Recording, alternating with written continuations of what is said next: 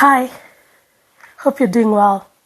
It's your girl Jennifer here again with a very interesting video. Now, remember Mission Jeff? You remember that, yeah? So, this is a continuation from my Mission Jeff.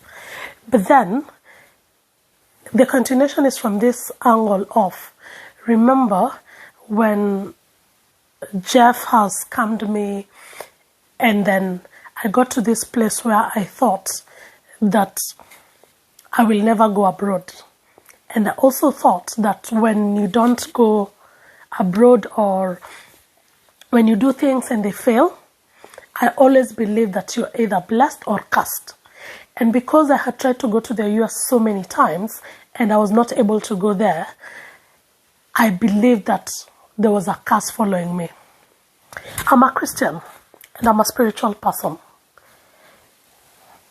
I don't know where I got this notion from growing up that in life you're either blessed or cursed. Do you think the same? Now, that was a misconception. Let me correct that from the beginning. That is a misconception. And when I'm talking about what happened to me, how did I ever get to go abroad, did I even ever get to go abroad, I want you to understand that before I even got to go abroad, the misconception of me believing I am cursed because of not being able to get my visas was one thing that was very limiting for myself. So after I failed to go to the US, definitely I gave up because it was very devastating. Somebody has been trying to scam me here. I have had to get people to help me to get this guy. So my mission and my ambition to go abroad first stopped there. Because, which was, at that time, there was no better country to relocate to other than the US. So if you're looking for the best and you failed to go there, where else can you go? You know. So definitely, I bought into my own mind that I am cursed. And I started nursing the curse. If you're a Christian and you believe you're cursed, what is the next thing you do? Start working out for the curse to be, for you to be delivered from the curse. So that's what I started working on. Please, be careful about some of the things you bring into your life or get yourself into. So, for me, I needed this curse broken because I believe I want to visit my brothers in the US one day, even if not go there and study. I wanted to, I've told you, I have always wanted the good life. And what other good life is there if you cannot travel abroad, either for a visit, for business, or for whatever reason? So for me, I needed this curse broken. I did not discuss with anybody and tell them it's a curse, but I believed it within myself, and I fed that to my mind. I am big on mental health, and remember, I always say, it is your mind, whatever you conceive in your mind. People can say things, because if somebody would have told me I am cursed, probably it would have had weight. But what I was telling myself, believing that I am cursed, that had more weight than what anybody can tell you. So about our mental health, whatever people tell you has some weight, but whatever you tell yourself has greater weight. So I told myself I am cursed and I needed to get delivered of this curse. So what did I start doing? I started praying and fasting. Is this a familiar thing for you as a Christian? Yes. Other people who are not Christians, if you believe you're bewitched, you will go to somebody who tries to help people who are bewitched. Some people, when you think it's your curse, you go to men of God to help you get the deliverance. So for me, because I believed it is a curse that is standing in my way, for me, I employed prayer and fasting. My friend, if you have ever prayed, I don't think you outdid me. I prayed. I prayed this curse away. I prayed it out of my life. And I wasn't telling anybody because remember, I have been voicing out that I am going abroad, and probably I told people who do not bring good omen to my life, and probably they are the people who are the reason why I'm not going abroad. So this time I had to remember to keep my mouth shut, and not just about things I was doing, but even like now that part of praying for myself out of the curse. So so for me, I prayed. I used to pray about it and pray that God delivers me. Then one thing that became significant during this time, my brothers who were in the US sent me a nice pair of shoes. It was a Reebok shoe. I remember it very well. Very nice white and blue Reebok shoe. I've been looking online to find a similar shoe because I've been checking the photos that I have. I couldn't see a photo with that shoe. But then I tried to see online if I could get a shoe that is similar to that. I couldn't get. But anyway, it was a Reebok shoe and a white and blue. Very nice. So they sent me that shoe. When my brother sent me that shoe, this is one thing I want now to mention. If you're like me and you're a Christian, you look for a point of contact to associate your blessing with or your deliverance with, isn't it? So this shoe, when my brother sent the shoe to me, I told myself that I will wear this shoe when I'm going abroad. Regardless of how many years it will take me to go abroad, I will only wear this shoe when I'm going abroad. And I remember in my bedroom I had some a chest of drawers, and in my topmost drawer, that is where I had kept that shoe. Very new. So any day I would open the drawer, because this drawer I used to open it every day because there were other things I used to keep in that drawer. So when I'm pulling out that drawer, the first thing I see is the shoe. And when I see the shoes, I tell myself, I will wear you when I'm going abroad. So one side I am praying, the other side I am declaring with this object, which are the shoes, that I'm using as my point of contact to say and to strengthen my faith and my belief that I will wear these shoes one day. Sometimes that is a good thing, sometimes that is a bad thing. For me, I would say it was a good thing because it kept me hopeful. Woe unto you if whatever you're holding on to is something negative and it is doing something negative to you. So for me, it was feeding me and assuring me that one day I will go abroad. Was I tempted to wear these shoes many times? Yes, I was. And there are days I wanted to go to a place, shine my way to the place, then I would wear them. As I make my few steps in the bedroom, then something tells me, Jennifer, when you wear these shoes today, remember your cast. Then whatever was to open your door to go abroad, you have worn it. You're not going anywhere. And I will quickly remove the shoes and put them back into the drawer. So that happened for months. And I remember as clearly as it was yesterday, I kept those shoes for almost a year. Actually, I kept them for slightly over a year. Those shoes. And the one thing that used to scare me about those shoes is because when they came, they were a very fitting size. So I used to wonder, now that I'm keeping these shoes to go with them abroad, the day I'll go abroad, the day I'll be wearing them to go abroad, what if they don't fit? What if they are tight on my feet? What will I do? But I convinced myself, even if they'll be tight, I will wear them. I will wear them. So, fast forward, I held on to that belief. I remember I told you I knew I was cast. So I prayed it and I prayed it and I prayed it out. Me being a spiritual person, I think somehow that helped me.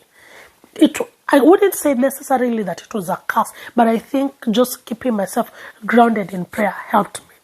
So I decided the US is such a big place to go and I'm not succeeding to go there. The other thing I want to tell you, and I'm coming closer to the camera so that you can hear me quite well. Something else. Be careful of shortcuts. Going to the US needed me to do a lot of things. the I-20, the application, all this, and it involved very many people.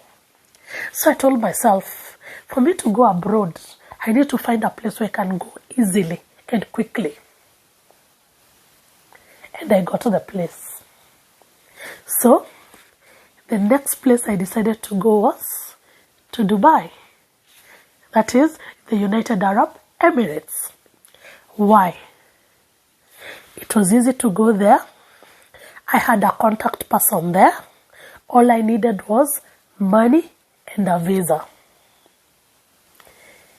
My friend Jennifer doesn't give up. I went to look for the visa. When I went to look for the visa, I went to this big organization, big company, tours and travel company. I don't know if it still exists, but it used to be called Acharya. I remember it. So we went to Acharya. When we went to Acharya, I'm doing it with my cousin. Remember that cousin you were duped together? Eh? Yes. So we went with her again. I think we both really wanted to go out together. So we went with her to Acharya. It was a very big tours and travel company. We paid money there. I remember for them, you used to pay, this money used to pay in dollars. Then when your visa is out, you pay for the airfare, the flight ticket with Kenya shillings. But this money that you are paying in dollars, I think it was about $200. But it was money that you pay so that in case you don't come back, the company, the tours and travel company, keeps that money, because I think it used to be like a bond, because many people sometimes would go to Dubai and not come back. So I think they had a legal requirement with maybe the Emirates to do that. So yeah, I remember we deposited that money. But when they apply for your visa and you don't get your visa, they give you back the money. So we went and applied for the visas. That time, if you're a lady and you're less than 25 years, it was very hard for you to get your visa. If you're a guy, minimum, I think it was about 23 years, because it was easier for men to go other than girls. So our age, even when we went to that organization, the tours and travel company, they told us. And I think I was about 25 then. My cousin might have been 23. So it seemed like, because they used to say it is a chance. You could apply, get, you could apply, not get. Jennifer is under a curse. We apply. A few weeks later, our visas are rejected. Oh. My question is, God, you have not delivered me from this curse. God, are you for real? And the way I pray to you and the way I worship you, oh God, no. That was so devastating. I didn't think now I could ever go anywhere, because Dubai was the easiest place to go. And we have been denied visas to go to Dubai. That's now I started feeding myself with another thing. Feeding myself. I started feeding myself with this thing. You can survive anywhere. And as long as you have money in Kenya, you can live freely. So I soaked myself into looking for money. Business, business, business, business. And it's not money that I really have. It's not like business that is large-scale business. But now I soaked myself into this, because clearly if you have missed if it's like wanting to go to Uganda, East Africa, where you just need your ID to cross the border, then you go there and you're stopped from crossing the border. What else could you want? So now, if I'm stopped from going to Dubai, where else should I try to go? For what? So for me, I just said, okay. Few months after that, I met somebody who told me, I think in our course of talking, I told them, I tried to go to Dubai and they denied me the visa. Then they asked me, which agency did you use? Then I told them, and they told me, you made a big mistake. When you want to go to Dubai, you don't use these big agencies. These big agencies are for the big organizations and the big people who have that paperwork they require.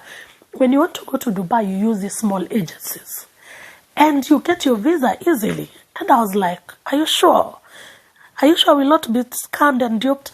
And this person was like, no, yeah, ask around. And because I had a contact person in Dubai, the contact person in Dubai confirmed it. So they referred me to another smaller agency, and I went to it.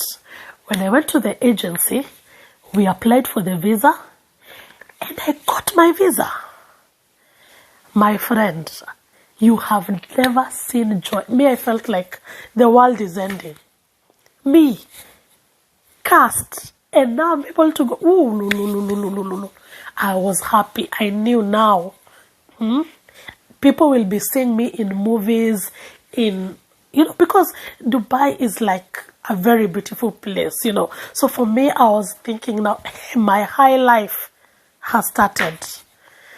I got my visa. I did not even want to waste time because, when you're thinking you're cast, then you get an opportunity you didn't think you can get. You think maybe it is an accident. So within a flash of an eye, within a twinkling of an eye, that opportunity could disappear. So you want to leave the country very quickly before the gods change their minds. That's what I did. And you remember this time I'm not telling people I'm going. I'm not telling the whole village I'm going. So I got so excited. Definitely my parents knew because we are in this together. My brothers were part of the support system. And the day to go to Dubai comes. Hey! I have attached a photo. You can see that day. I traveled simple. Lest I become so sophisticated and things change on the plane. I had never been on a plane before, by the way. So that was my first time. Do you remember I have my shoe somewhere? Hey! I rocked that shoe. I rocked it on that day. And I was telling this shoe, hey, the cast has been broken.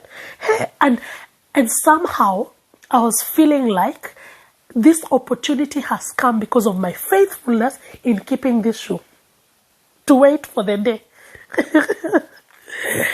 And truth be told, I went to the airport.